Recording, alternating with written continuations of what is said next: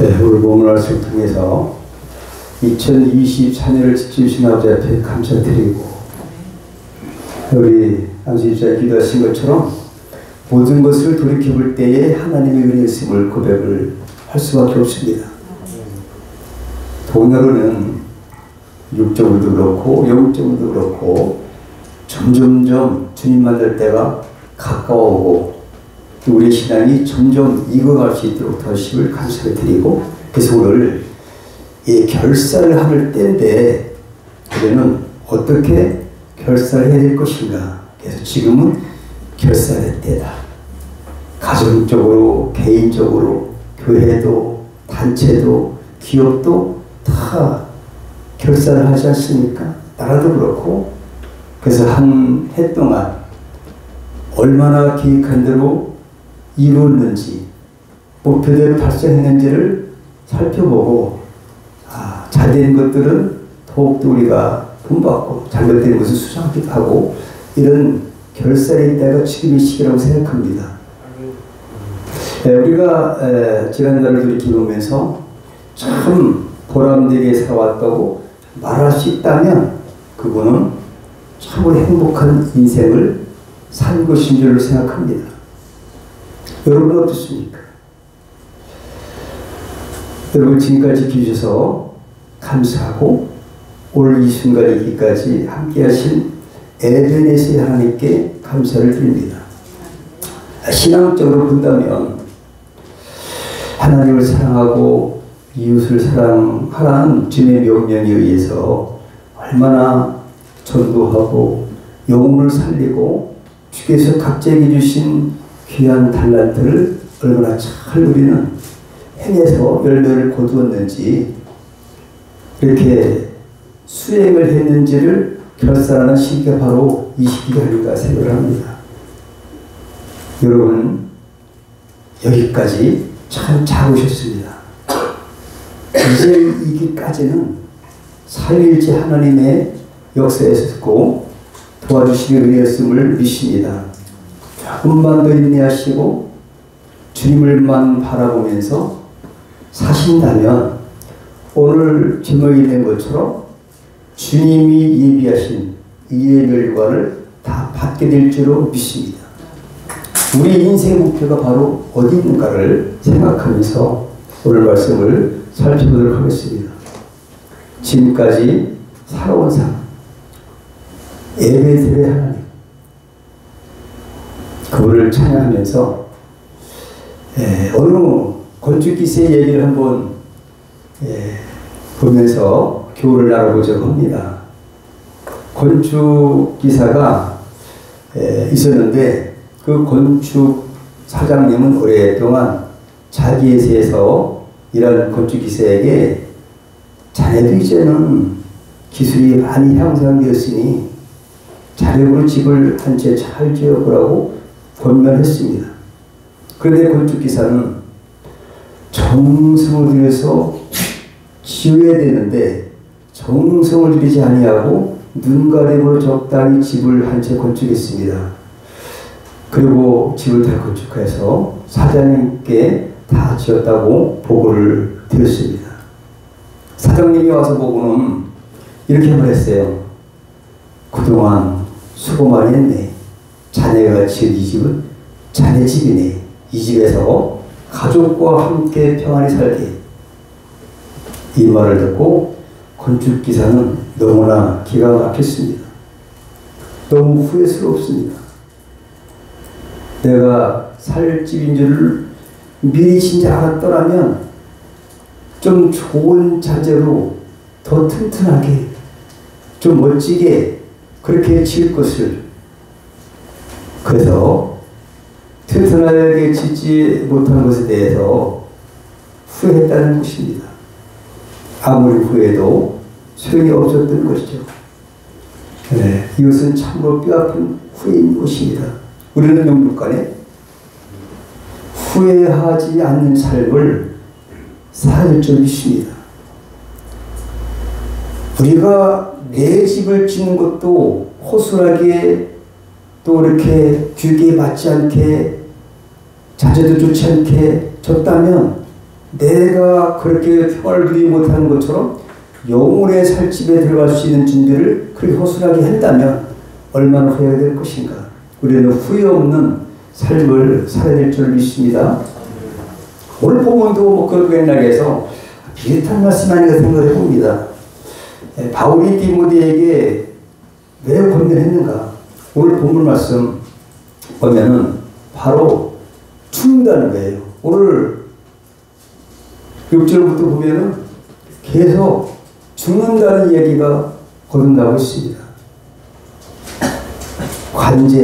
관제로 벌써 부음이 가까웠다. 떠날 짝이 있다. 가까웠다. 이 말은 뭐예요? 죽음이 임박했다는 거예요. 전부 다 죽는다는 거죠.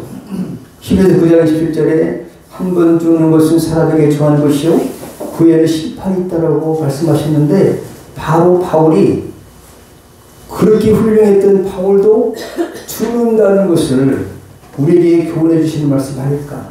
신앙생활 잘 한다고 오래 살고 이런 것이 아닙니다.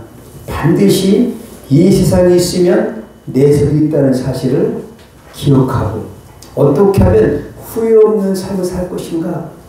종말을 대비하라는 인생의 결단을 통해서 오늘 귀한 말씀을 교훈으로 주신 줄로 저는 생각을 합니다. 그래서 오늘 사람은 반드시 죽는 것이에요. 오늘 본문 말씀에서 6절에서 주시는 메시지는 반드시 죽는다. 근데 죽은 다음에 뭐가 있다고 하면 심판이 있다는 거죠. 저 여러분은 의의 멸류관을 받으시길 축복합니다. 이것을 가지고 오늘 2020년도 마지막을 보내면서 인생의 결선을 통해서 나는 얼마만큼 그 나라 갈 준비를 하고 있는가. 너는 먼저 그의 나라와 그의 의를 구하라. 그의 나라를 들어갈 수 있는 준비. 종말을 준비할 그 시기가 우리는 모두 다가 항상 염두에 두고 역사의 종말은 언제 될지는 아무도 모릅니다만 개인의 종말은 우리가 알 수 없어요. 개인의 종말도 마찬가지예요. 그렇지만 준비한 사람에게는 어느 때의 개인의 종말이 온다 할지라도 두려움이 없이 주님을 받을 수가 있다는 것입니다. 사도 바울처럼 훌륭한 신앙의 거장이라 할지라도 죽음을 피할 수는 없다. 누구든지 다 죽는다. 우리가 젊었을 때는 영원히 죽는다는 생각을 전혀 안 하고 살았습니다. 수십 년 동안을 뭐 이대로 영원히 살 수 있지, 뭐 죽음이라는 것은 뭐 그냥 나하고는 뭐 그때 일이지 상관이 없지 않을까. 하지만 성경은 그렇게 말하고 있지 않다는 얘기죠. 반드시 죽는다는 거죠. 오늘의 첫 번째 메시지는 우리 인생은 그렇지만 현세와 내세가 있다. 저 여러분 내세가 보장되지 않습니까? 아직까지도 내세가 또 보장되지 않고 준비되지 못한 사람들에게는 정말 오늘 이 말씀을 귀담아 듣고서 준비하는 사람이 되어야 될 줄 생각을 합니다. 또 예수 믿는 사람은 어떻게 사도 바울을 롤모델로 해서 예수를 롤모델로 해서 어떻게 살아야 될까를 우리가 깨달아야 될 줄 믿습니다. 오직 한 번뿐인 우리 인생을 어떻게 잘 살아야 성공적 인생을 살아가시는 것인가를 교훈하시는 말씀이기도 한 줄 믿습니다. 바울로 제가 생각을 하면 초대교회의 이후로 성경 인물 중에 가장 훌륭한 인물을 뽑는다면 사도 바울입니다. 예수님 지상 사역 당시에 12제자에는 포함되지 않았다 할지라도 구약율법에 능통했고 열정적인 인물이었지만 그는 이렇게 고백하고 있습니다. 디모데후서 1장 13절에 보면은 내가 전에는 회방자요 핍박자요 포행자였다. 예수 모를 때는 별 볼일 인생이었다는 얘기죠. 근데 어떻게 해서 그렇게 훌륭한 미래를 준비하고 신약성경 27권 중 13권을 기록할 수 있는 신약성경의 절반을 기록할 정도로 훌륭한 업적을 쌓고 이방인의 사도로서 얼마나 세계 전도에 기여했던 사도 바울이었냐. 그치, 사도 바울도 예수님 만나기 전에는 도행자였고 핍박죄였고 죄인 중에 괴수였다고 고백한 그런 사울이라고 할지라도 이렇게 훌륭한 사람이 됐다고 한다면 저 여러분도 예수 믿는 사람은 성령 충만하면 바울과 같은 그런 훌륭한 인물이 될 줄 믿습니다. 이것을 주시려고 메시지를 주신 것이 바로 오늘 본문이라 저는 믿습니다. 할 수 있다는 거죠. 바울만 하는 것이 아니라 바울도 예수 믿기 전에 별 볼 일 없는 사람이었어. 하지만 예수 믿고 성령 받으면 돼. 할렐루야. 이런 메시지가 흐른다는 것입니다. 누구나 사람 한 번은 죽지만 죽는 것을 무서워하지 아니하고 내가 오늘 바울이 어떻게 사는가를 우리가 본받아서 그렇게만 산다면 저 여러분도 그렇게 반드시 살 줄 믿습니다. 소망의 메시지예요. 오늘 본문 보니까 다 기약이 왔다. 부흥이 된다. 전제가 뭡니까? 제사 드리는 거예요. 제물에다가 그 포도주를 갖다가 부어서 드리는 전제입니다. 죽음이 가까웠다는 거죠.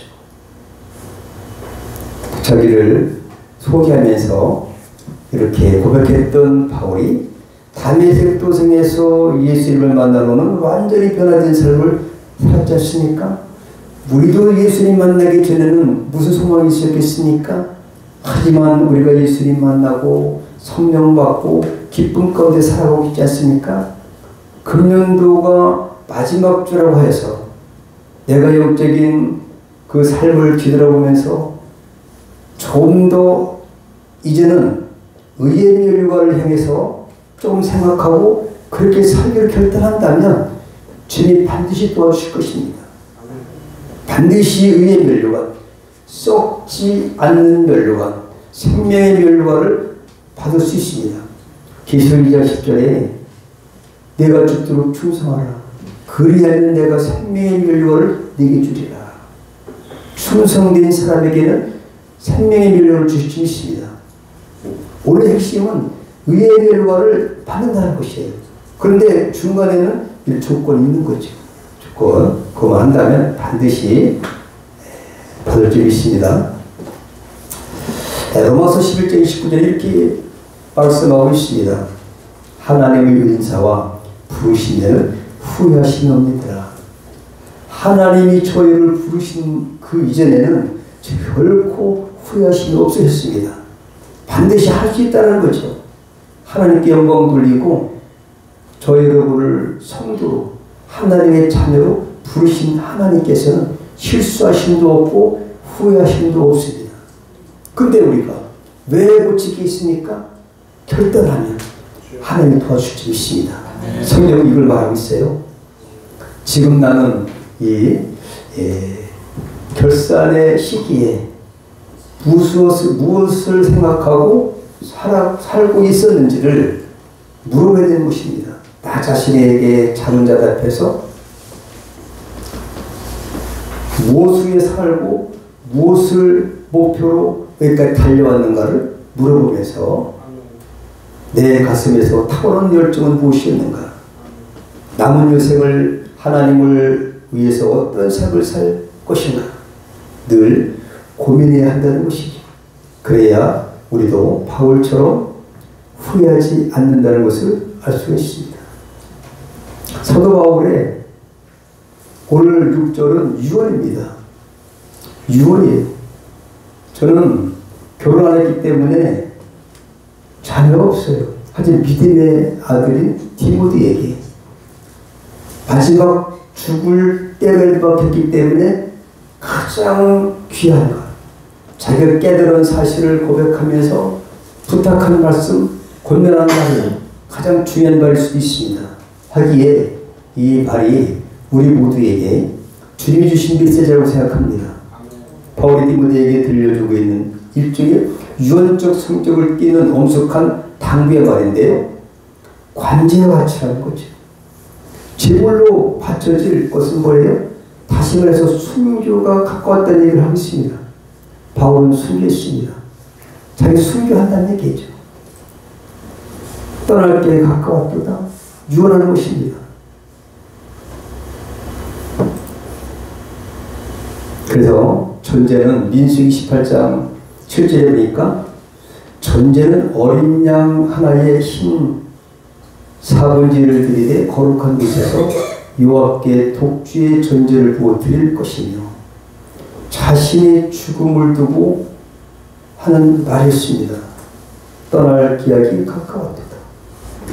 자신의 죽음이 이미 눈앞에 있어서 그 죽음을 기다리는 심정으로 그 아들 디모데에게 하는 말이었습니다. 바울이 왜 유언을 했을까요?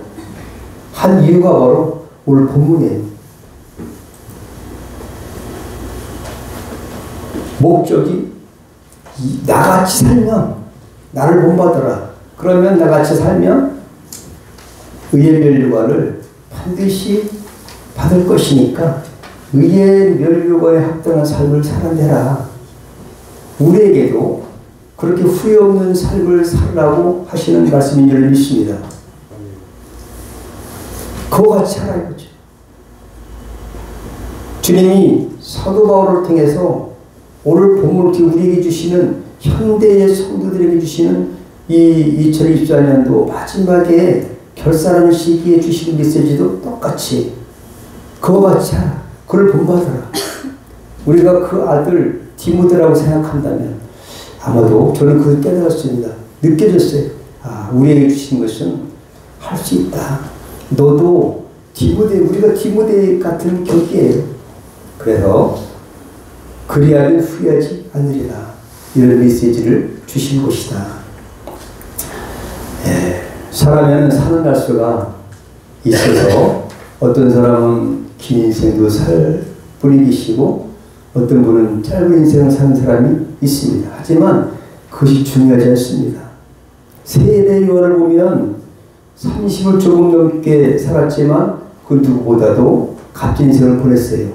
그런가 하면 모세는 얼마까지 살았어요? 120년을 살았지만 오래 살면서 보람된 일을 많이 했어요. 중요한 것은 생애의 길고 짧은 것이 아니라 나는 얼마나 주님이 원하시는 인생을 살아냈는가가 중요하다는 것이죠. 각자에게 주신 인생을 후회 없이 살아가는 것이 가장 중요한 거죠. 그렇다고 짧게 살아가는 것이 아니라 오래 사십시오. 건강하게. 여러분들은 이제 복을 많이 받았잖아요. 반드시 의의 면류관을 받을 수 있어요. 여러분. 못 받는다는 말 하는 것이 아니에요. 소망을 주려고 하신 말씀인 줄 믿습니다. 권면이잖아요. 그 사랑하는 아들에게 마지막에 하는 유언적인 얘기가 얼마나 소망적이겠습니까? 내가 살아보니까 아, 이것이 가장 중요한 거야. 명심하고 이렇게 살아라. 이런 말을 한마디로 말하면 나한테 주고 나 순교할 거야. 순교. 주님 위해서 목숨까지 바치는 바울. 순교적인 그 생애를 그 아들에게 토론하는 유언이에요. 우리에게도 그런 주님이 부탁하신 말씀인 줄 믿습니다. 사회적으로 얼마나 성공했느냐 또는 돈을 얼마나 많이 벌었느냐가 행복한 인생을 결정하는 것은 아니죠. 이 세상에서 성공하고 거부가 되고 많은 업적을 이뤘을지라도 후회스러운 인생이 있을 수가 있다는 것입니다. 바로 솔로몬이 그랬습니다. 솔로몬 하면 성공의 기준으로 한다면 솔로몬을 등반할 사람이 없어요. 전무후무한 영광을 받았습니다. 모든 사람이 부러워하는 부귀영화를 마음껏 누렸습니다. 탁월한 지혜가 있었어요. 또 후궁들도 1000명이나 있었어요. 부강한 이스라엘의 군왕이었습니다. 그는 마음에 원하는 모든 것들 무엇이든지 다 누렸다고 말했습니다. 그러나 그가 노년에 이렇게 말했어요. 전도서에 보니까 헛되고 헛되며 헛되고 헛되니 모든 것이 헛되도다. 내가 해 아래서 행하는 모든 일을 본즉 다 헛되어 바람을 잡으려는 것이오다. 이렇게 고백했다는 거죠. 그렇게 잘 살아도 인생의 가장 중요한 핵심이 무엇이냐? 미래를 준비하는 거다 이거죠. 이 세상의 부귀영화를 누리는 것이 다 가능한 사실을 깨닫고 모든 걸 헛되더라고 저들은 이렇게 말하고 있다는 얘기죠. 사도 바울은 솔로몬처럼 부귀영화를 누리지는 못했습니다. 권력자도 아니었지만 솔로몬보다 더 가치 있는 인생을 살았다는 것입니다. 그가 한때 교회를 핍박함으로 후회스러운 삶을 살았어요. 하지만 주님을 만난 이후에는 완전히 변한 사람은 바울입니다. 어제까지도 예수님 사람을 핍박했다면 성령 받고 회심하고 기독교를 개종한 이후에는 옆에도 돌아보지 않고 오직 선교에서 열정을 바치고 목숨까지 바쳤던 분이 사도 바울이에요. 완전히 변했던. 오늘 말년에 그는 자신의 지난 날을 회고하면서 자신있게 이렇게 말한 거죠. 7절 8절 내가 선한 싸움을 싸우고 나의 달려갈 길을 마치고 믿음을 지켰다고 했어요. 이제 후로는 지금까지 과거와 현재를 얘기하고 있어요. 그런데 미래는 보장됐다. 걱정하지 마라. 천국에서 나를 위해서 의의 멸류관이 예비됐으니 나는 그 길을 따라 현재까지 살아왔다라고 자신있게 말하고 있다는 얘기죠. 솔로몬과 바울 누가 더 잘 살았다고 생각하시나요? 여러분 그렇죠? 오늘 여기서 우리에게 귀한 교훈을 주신 것 같아요. 그러면 7절 회고예요. 회고. 어떻게 하면 후회하지 않는 삶을 살 수 있을까? 바울은 지금까지 어떻게 살았냐? 자신의 삶이 전도자로서의 삶을 살았는데 복음 위에서 고난과 핍박 가운데서도 선한 싸움을 싸웠습니다. 주의 사역에 헌신했고 끝까지 믿음을 지켰음을 회고하고 있다는 것입니다. 자기에게 맡겨진 사명을 감당하기 위해서 지불해했던 생명을 걸고 했을 만큼 그런 고단한 삶을 살았어요. 생명을 걸어야 했던 싸움, 생명을 걸고 싸워볼 만한 싸움이 영적 싸움이에요. 있습니까? 생명 걸고 솔로몬처럼 이 세상의 것 다 누리고 하는 것에 생명 거는 것이 아니라 바울처럼 내게 주신 사명, 영혼 살리는 그 사명, 이방인의 그릇으로서 세계 전도에 힘썼던 사도 바울. 사도행 1장 8절에 오직 너에게 성령이 임하시면 내가 권능을 받고 예루살렘, 유대, 사마리아 땅끝까지 이르러 전도했던 사람이 바로 예수 증인으로 살았던 사람이 바울이에요. 그 저 인생이 빛이 나는 것입니다. 그래서 바울은 내가 선한 싸움을 싸웠다. 주께서 주신 나의 사명을 잘 지켰고 끝까지 믿음을 지켰다. 잊어버리지 말고 이 얘기를 하고 있어요. 내 영혼의 때를 위해서 살아라. 바로 바꿔 말하면 그런 말이 있습니다. 이제 후로는 미래는 성도의 소망이 있다는 얘기죠. 의의 멸류관, 우리에게 반드시 상급이 예비되어 있다. 또 의로우신 재판장, 재임하실 예수님은 심판주로서 의로우신 재판장이십니다. 예수님은 어떻게 재판받고 십자가에 달리셨나요? 거짓 죄인을 세워서 거짓 판결 때문에 그렇게 정말 무법천지로 그런 상황에서 공의하지 않는 그 재판을 죽으셨어요. 근데 예수님은 공의하다는 얘기죠. 절대 공의와 정의로 우리를 판단하실 줄 믿습니다. 걱정하지 마십시오. 하나님 우리의 행한 모든 것들을 정확하게 판단하고 계시고 그 행한 대로 복을 주시는 하나님이십니다. 우리의 구원은 우리 행함에 관계없이 오직 믿음의 선물로 우리가 구원을 받았지만 우리의 상급은 저와 여러분이 그 믿음으로 말미암아 어떻게 선한 싸움을 싸웠는지 바울처럼 끝까지 달려갈 길 다하고 포기하지 않고 싸웠는지에 따라서 의의 면류관이 다 각각이다. 여러분 풍성한 의의 면류를 받으시길 축복합니다. 그러기 위해서 지금 우리가 생명이 있는 것이고 내가 생명이 붙어있는가는 장차 하늘나라 가서 그 하나님께 주신 귀한 선물, 귀한 상급을 기대하며 사는 것이 우리의 신앙생활이 아닌가 생각합니다. 그래서 자기에게 맡겨진 사명을 감당하기 위해서 지불해야 했던 값은 생명 걸어야 했을 만큼 고된 것들이었지만 그러나 바울은 고난의 뒤편에 있는 주님이 주실 축복을 바라봤다는 거죠. 그렇기 때문에 견딜 수 있다는 거죠.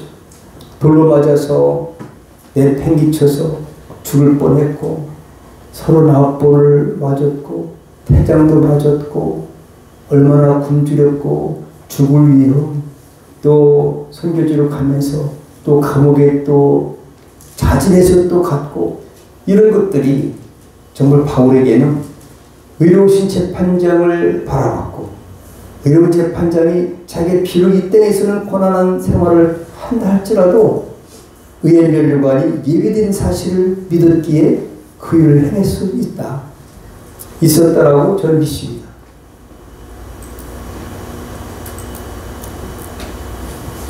네, 의의 면류관을 위한 삶 세 가지입니다. 어떻게 하면 의의 면류관을 받을 수 있을 것인가? 첫째는 선한 싸움이에요. 이건 최선을 다한 삶을 사는 얘기죠. 네, 바울은 평생 동안 선한 싸움을 잘 싸웠기에 후회하지 않았습니다. 바울이 선한 싸움마다 다 승리한 것은 아닙니다만 다만 주어진 여건에서 최선을 다해서 싸웠고 자기가 할 수 있는 데까지 최선을 다했다는 것입니다.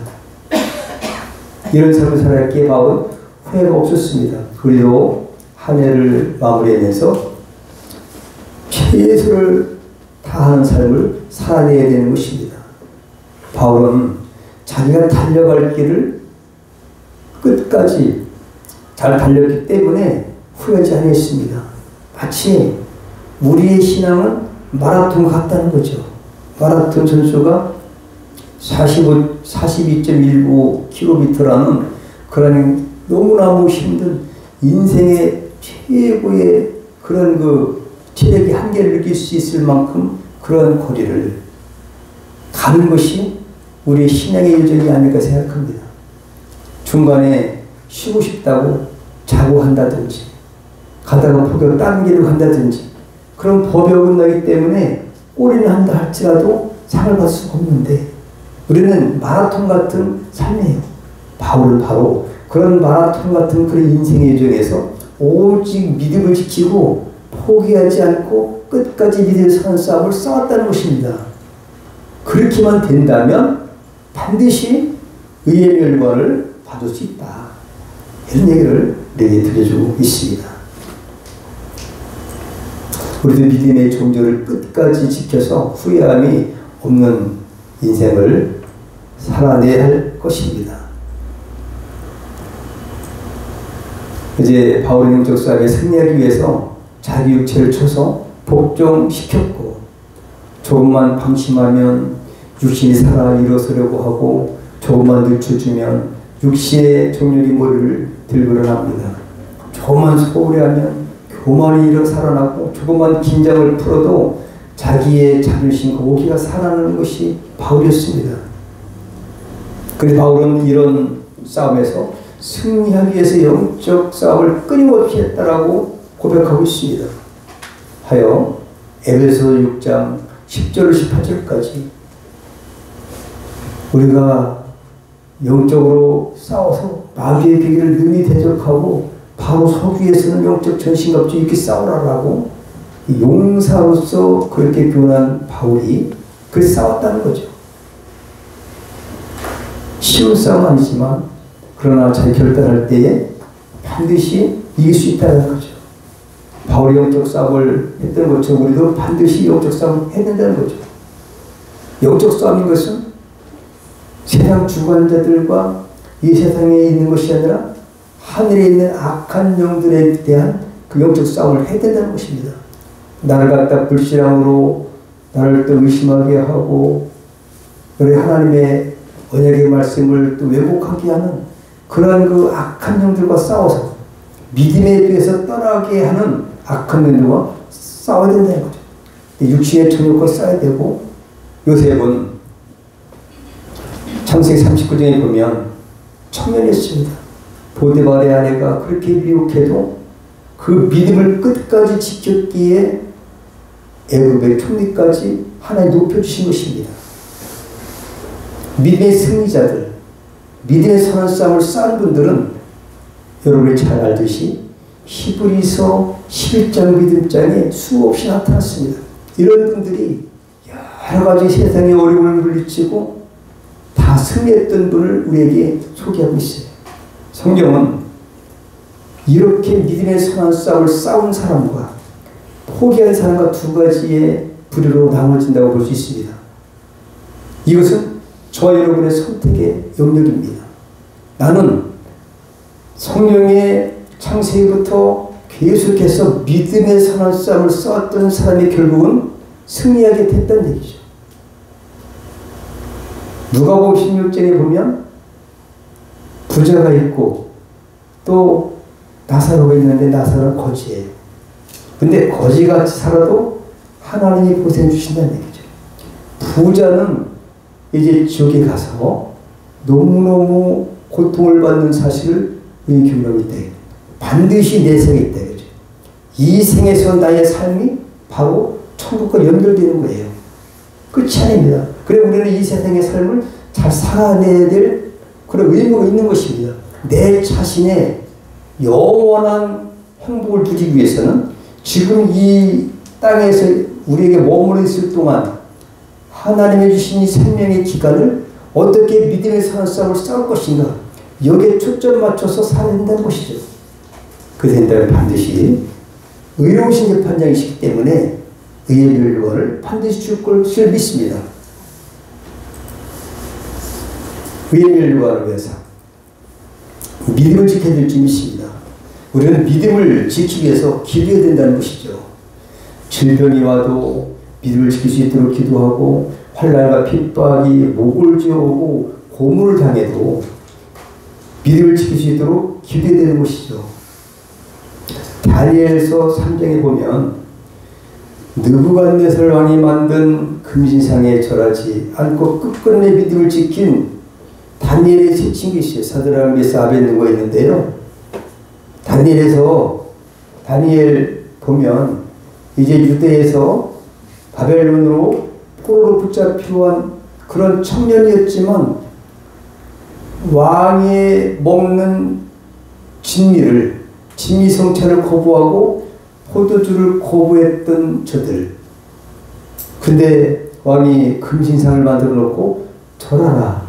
근데 그것을 절하지 않고 끝까지 믿음을 지켜서 거기에서도 바벨론에서 크게 칭찬받고 높은 지위를 받았던 그 다니엘의 세 친구를 우리가 알고 있습니다. 이 사람들은 어떻게 했냐? 믿음을 지켰어요. 신상에 절하라. 이제라도 절하라라고 느부갓네살 왕이 그를 미혹했어요. 그런 절대 흔들리지 않았습니다.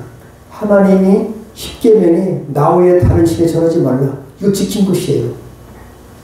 그러면은 너희를 풀목불, 평상시보다 7배나 더 뜨거운 풀목불 집어 던질 거야. 지금이라도 안 됐으니까 절만해. 그 믿음을 지켰다는 거죠. 그랬더니 7배나 더 아주 그냥 불타는 풀목불에 던졌는데 거기에 네 사람이 있다는 사실을 우리에게 교훈하고 있다는 얘기죠. 주님이 함께 하십니다. 믿음을 지키는 데는 반드시 주님이 함께 계시고 영광 받으신다는 거죠. 안 죽었습니다. 오히려 저들을 집어 던진 사람이 다 죽어버렸어요. 저들은 머리턱 하나 못하나 거스르지 않을 줄 믿으시기 바랍니다. 믿음을 지키기 때문에 멸관을 받는다는 것이죠. 의의 멸관을 위해서 세 번째는 뭐냐? 포기하지 말라는 거죠. 끝까지 포기하지 않을 때에 생명의 멸관을 주실 줄로 믿습니다. 이제 롤모델을 제시하고 있어요. 성경은 오직 주님이 우리 롤모델인 줄 믿습니다. 히브리서 12장 2절에 믿음의 주요 온전케 하신 이 예수를 바라보라. 저는 그 앞에 있는 즐거움을 위하여 십자가를 참으사 부끄러움을 개의치 아니하시더니 하나님 보좌 우편에 앉으셨느니라. 아까도 말씀드린 것처럼 믿음의 거장 사도 바울이 할지라도 우리가 똑같습니다. 예수 믿기 전에는 별 볼 일 없는 그런 사람이었던 얘기죠. 하지만 부활의 주님을 만나서 성령 충만 받고 끝까지 사명을 잘 감당하고 잘 싸워 우리에게 본인되는 삶을 제시하고 있다는 것이죠. 이 말은 우리도 할 수 있다는 거죠. 그래서 우리가 성경이 말하는 과거에 에베네셀 하나님이 이제까지 지켜주셨고 현재는 마태복음 1장 23절에 임마누엘 예수님이 함께 하십니다. 하나님이 함께 계시다. 미래는 어떻게 할까요? 걱정 마십시오. 도우신 성령님을 보내주셔서 영원토록 함께 하시고요. 오늘 제가 사도행전 9장 17절 읽어보니까 어떻게 변해졌는가. 사울이 이제 그렇게 핍박자, 포행자, 죄인 중에 계속 그러한 험악한 삶을 살았던 사울이 갑자기 변했어요. 어떻게 됐냐면은 10절 아나니아가 떠나 그 집에 들어가서 그에게 안수하여 가로되 형제 사울아 죽은 내가 오는 길에서 나타나신 예수께서 나를 보내어 너로 다시 보게 하시고 성령으로 충만하게 하신다 하니 즉시 사울의 눈에서 비늘 같은 것이 벗어져 다시 보게 된지라 일어나 세례를 받고 음식을 먹으며 강건할지니라. 사울이 다메섹에 있는 제자들과 함께 며칠 있을 때 즉시로 각 계단에서 예수의 하나님의 아들이심을 전파하다. 갑자기 변했어요. 오래된 것이 아니에요. 이것이 바로 사도 바울에게 주시는 그 교훈이 아닐까 믿습니다. 마지막으로 오늘 우리 앞에 의의 멸류관 예배드린 점 있습니다. 기도하겠습니다. 하나님